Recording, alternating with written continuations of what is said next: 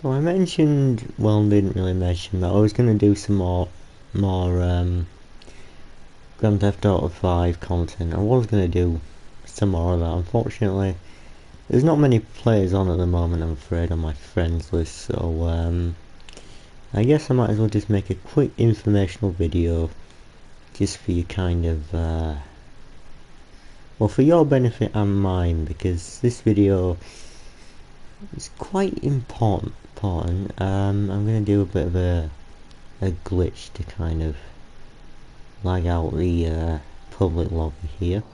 As you can see, it's frozen. Don't worry, that's all part of the glitch. There is a way to do this. If you just look online, you can find it's titled, I would highly recommend looking at some really reputable channels for this one, because some of them can kind of lie about it, and really, when you think about it, well, I'd rather have a more reliable channel giving me the information for this game. But obviously, you know, if you come to me, I can give you the straight and honest truth. So yeah, let's begin with those money making methods. Now there's about currently about four money making methods. There's a CEO special cargo, there's vehicle cargo now for those import export DLC whatever, and there's also the heists. Primarily there's a Pacific Standard heist glitch that you can always look up again. I'm not really going to go through it in much detail, maybe in a later video when I have some people on to do it with. And then there's the motorcycle club, the businesses linked to that. Now those businesses right there, are they really worth it? I mean, are these money making methods even worth you buying into? Because some of them can, you know, get some pretty steep costs. I mean, come on, to buy a warehouse for the just the special cargo missions in general, it's quite expensive. I mean, example, if I went back to my office now and I wanted to buy another warehouse, well, with the money I've got right now, I couldn't buy anything. I couldn't buy any single one of them, but if I had the money, the one I've got right now costs about $1 million. I think it's the cheapest medium one you can get, and I've also got one more other than that, and that costed about, I want to say about $600,000, which is a lot. Definitely quite a lot to check off. And then you've got plenty of I want to say further costs. I don't know why I keep checking the phone if I'm honest. You've got tons of further costs. Like, you need to pay 18 grand for, what is it, 3 packages? And even then, you're going to need about 3 people to make sure you actually guarantee you get them. And that's if you're unlucky enough. We can be lucky and get all 3 packages in a single vehicle, but that's very rare, to be honest.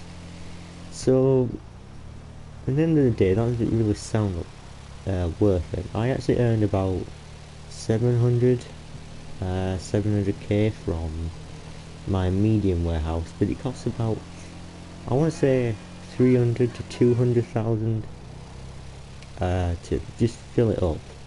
I mean, you can shave off quite a lot of money from that if you just get it one crate at a time, but really that's going to take you centuries, and it's not really a quick method for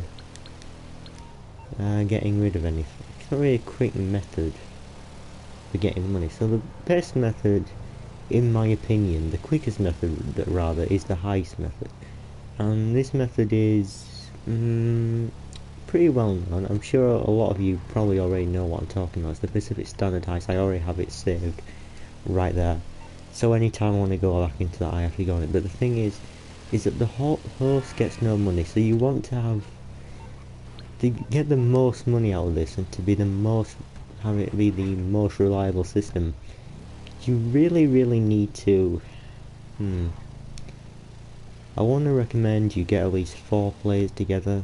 Get 4 players together, including yourself, of course. Make sure you all agree to do the heist, and make sure you all have that final heist. Make sure you've all got to the final heist, the heist finale on Pacific Standard. So do all the setups, do all the hard work first, because it's going to pay off in the end. Then all you need to do is just decide who gets the money first. What you need to do is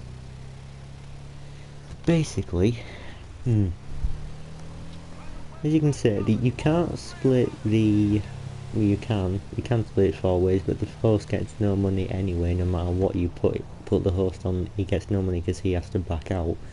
So what you should do therein is perhaps work out as a system. For example, me and my friends have a system where someone hosts it 3 times, right, 3 times, and on each time somebody, one of the other 3 people, gets 50%, and then the other 2 players, including the host, gets 25%, so that totals up to 100%. So you're essentially, after hosting that 3 times, 2 25s and 150, that's 1.25 mil, and the heist take about 15-20 minutes to complete if you're quick about it and you're good at them.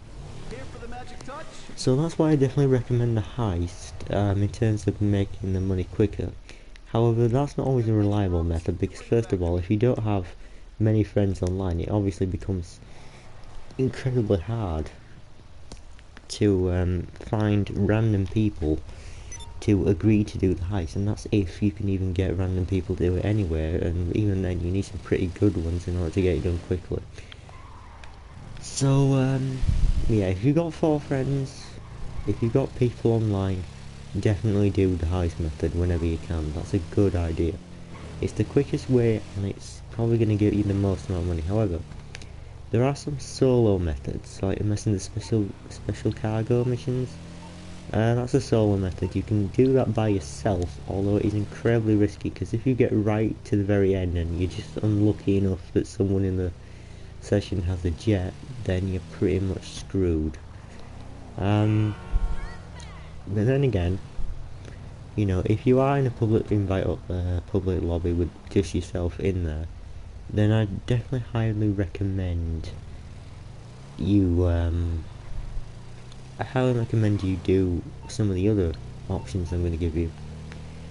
The vehicle cargo missions that was introduced in the Import-Export DLC, and let me tell you, they're not very good. It doesn't take very long to get the cars you need to settle, but it's completely random what cars you get. You can't exactly choose which cars you're going to get and which ones you aren't going to get. So you need to be aiming for high-end cars at the most. I mean, those are going to get you the most money, but however, this method also requires you having friends as well.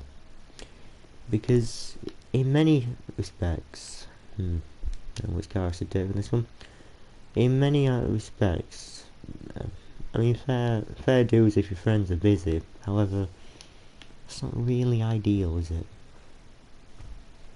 And when I say that, I mean that in the nicest possible way. I mean, to be truthful, as a solo method, it's quite slow, because you have to wait about 16 minutes after selling a single car. And especially when you're in a public lobby, and these days, and pretty much in the history of GTA Online itself, there's always going to be some players who are going to attack you and, you know, interrupt you. And, you know, it's really not worth it unless you're in a public session of your own. However, people in cars come after you then. If there's no one else in the session outside of your organisation, then people in cars will come and attack you. The game actually spawns them in, so it's not a 100% safe method anyway, and to be honest, it's a lot safer if you just go into a public lobby with people and just hope that no one comes and attacks you. But in any case, there's also the motorcycle club businesses, which cost a heck of a lot, and the upgrades are a heck of a lot. However, once you get them going and you're able to restock them often, you do have the potential there to make a lot of money. I mean, if you keep collecting them and just, well, in general, if you just can keep collecting from those businesses, then you're good to go, really. You're good to go. Is there a problem here? You're pretty much good to go if you can keep collecting from those businesses and you've got enough time on your hands to do that. I mean, why not? I mean, it's a good option. It's definitely a cool, definitely a nice thing. However, it obviously requires you being a member of a motorcycle club, and even then you can get raided by the cops, you can get things stolen from you, and even then it just takes a long time for your products to be generated. And so you cannot be waiting for quite a while. However, if you just leave it sitting and do something else on the side, you can actually make some good money. And, well, it's really up to you which method you prefer. I mean, I've given you 4 methods right there, and there are other methods which are more glitch-like, but they aren't necessarily worth it. I mean, they are on YouTube still, you can still watch those, but those are the 4 official legitimate methods. Well, not really legit in the case of the heist, but just heists in general, I think, count as a method in themselves. So, yeah, good luck to you, and good luck in whatever you choose, because if you make the wrong decision and end up paying full price, it's a little bit of a boo-boo. So try your best to make a good decision on this one. Thanks for watching, and I'll see you in some more GTA content.